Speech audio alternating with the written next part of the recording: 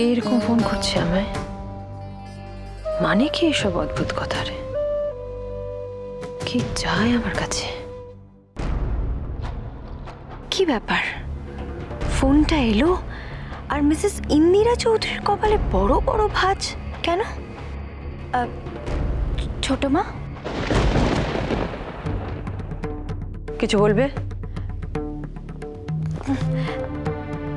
ছোট মা, আমিও অ্যাকচুয়ালি ওই ফোনের আওয়াজ পেয়ে আর কি এসেছিলাম, কিন্তু দেখলাম যে আপনি রিসিভ করলেন। তারপর ছোট মা, কোনো সমস্যা হয়েছে?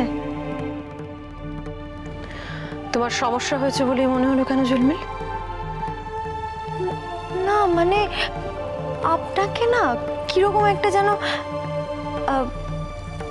ইয়ে, মানে আমার মনের ভুলও হতে পারে তাই আর কি। না আসলে ঠিকই তো, আপনার ব্যক্তিগত ফোন তো হতেই পারে। আমিও শুধু শুধু সরি। তোমার মা কেমন আছেন? মা মা ঠিকই আছেন, সেরকম কিছু হলে তো মানে খবর পেতামই আর কি। ঝিলমিল, দয়ানন্দবাবু এত ব্যস্ততার মধ্যে হয়তো সময় করে তোমাকে ফোন করে উঠতে পারবেন না। তুমি নিজে ওনাকে সময় করে ফোন করে নিও। আর কিছু লাগবে কিনা সেসবও জেনে নিও। হ্যাঁ হ্যাঁ ছোট মা, নিশ্চয়ই। ননি, ওনার ব্যাপারটাও তো একটু জানতে হবে আমায়।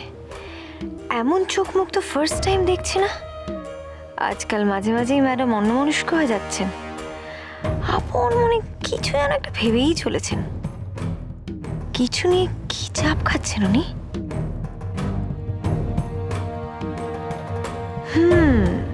कुछ तो बात है। চোখ কান খোলা রাখতে হবে ঝিলমিল। আমার অ্যাক্টিং এর কাছে হার মেনে মহিলা মাথায় মুকুট তুলে দিয়েছেন। এবার চাপ খেয়ে যদি চাবিটা আমার কোমরে ঝুলিয়ে দেন, তাহলে আর কে পায় আমাকে?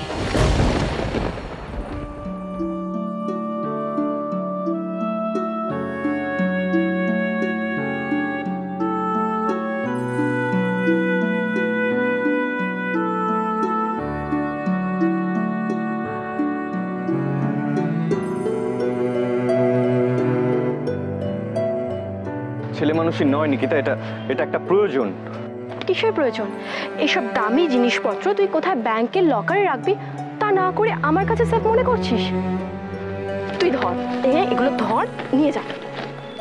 নিকিতা, তুই আমার জন্য এতটুকু করতে পারবি না? জানি এই জীবনে তোকে পাবো না অভ্র, কিন্তু এই মনে চিরদিন তুই থাকবি।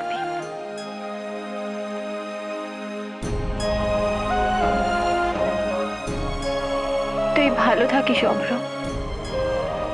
তোকে ভালো রাখার জন্যই যে আমি অনেক দূরে চলে যাচ্ছি, অনেক দূর।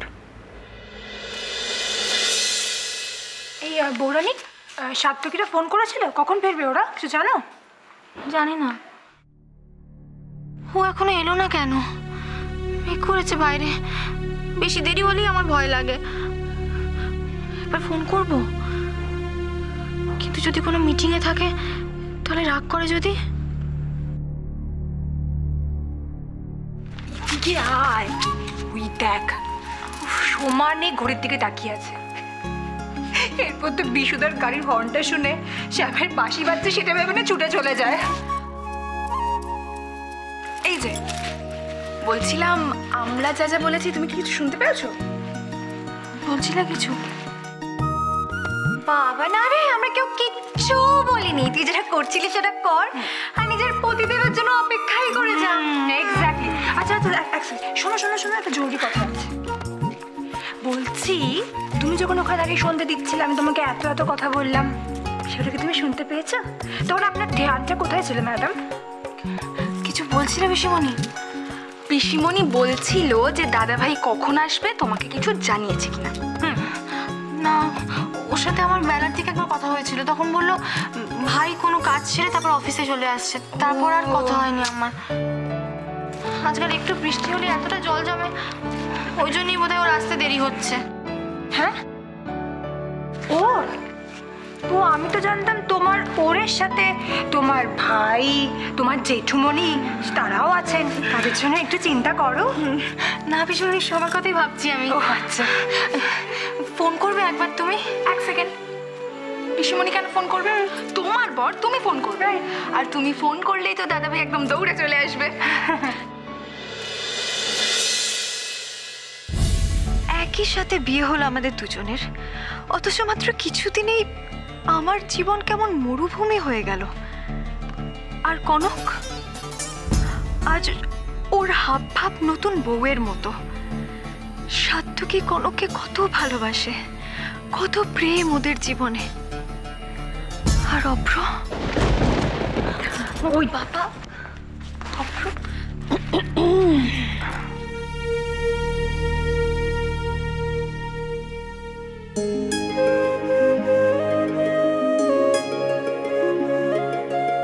ভাগ্যিস তুই এলি দাদাভাই। জানো তো পিসিমণি, এবার তুমি যা বলবে সবকিছু আমাদের বউরানী শুনতে পাবে। খেয়ে পেয়েছিস? এতক্ষণ আমাদের শুনতেই পাচ্ছিল না, এবার তো আমাদের দেখতেই পাবে না। বুঝেছি, সাত্তকী আর বৌরানীকে নিয়ে তোরা লেগ পুলিং করছিস। আর কি করব বলো, এরকম খারাপ ওয়েদার, বাইরে যাওয়ার কোনো অপশন নেই। এটাই তো সব থেকে ইন্টারেস্টিং কাজ, কি বল? বলছি সবাই তো এসে গেছে, এবারে জলখাবারটা দিয়ে দিই। হ্যাঁ, যা আছে নিয়ে এসো, ভীষণ খিদে পেয়েছে। আর লাঞ্চটাও তো হয়নি সেরকম। ননীতি, আমাকে চাটা একটু পরে দিও, আমি চেঞ্জ করে আসছি।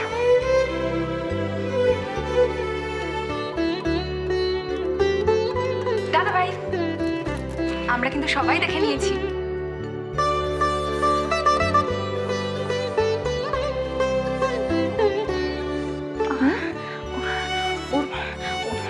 ওর জামাটা বের করে আসেনি। আমি এক্ষুনি আসছি।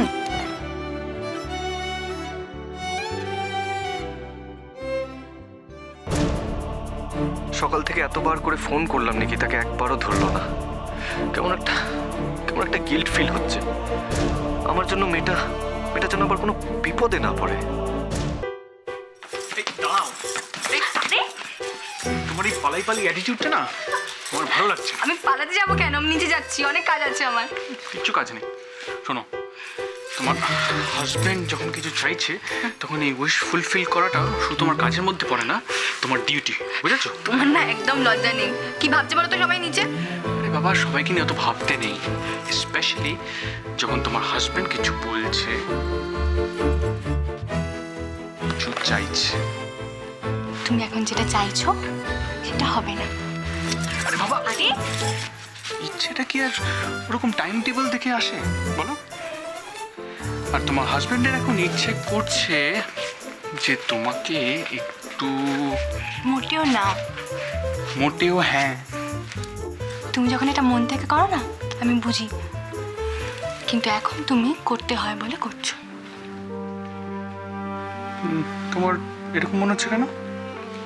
আগে ছাড়ো, আমি বলছি। সকাল থেকে তোমাকে জেঠুমনিকে দেখছি কিরকম একটা অন্যমনস্ক হয়ে রয়েছো, গম্ভীর হয়ে রয়েছো। হ্যাঁ, কি হয়েছে? ও অফিস যাওয়ার আগে একটু ওরকম হয়। এই দেখো না, এখন একদম ফুললি চার্জড। আমার মনে হচ্ছে কিছু একটা হয়েছে। কি হয়েছে? কিছু না। ব্যবসায় সবকিছু ঠিক আছে তো? কোনো সমস্যা হয়নি তো? হ্যাঁ, আমি যদি বলি তোমার কাছ থেকে এই কথাগুলো আমি আড়াল করছি, তাহলে কি হবে? অভ্র, তুমি আমাকে না ঝিলমিল, না। তুমি ভেবো না আমি তোমাকে সব কথা বলবো। আমি বাধ্য নই তোমাকে সব কথা বলার, কারণ আমারও প্রাইভেসি বলে একটা ব্যাপার আছে।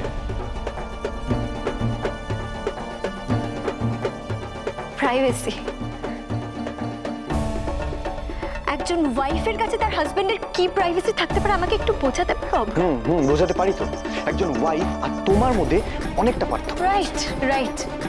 এখন তো সেটাই বলবে তুমি আমাকে। আমি তখন পুরনো হয়ে গেছি, এখন তার আমি মনে ধরি না তোমার। তাই তোমার নজর এখন ওই 5 মেয়েটার দিকে চলে গেছে।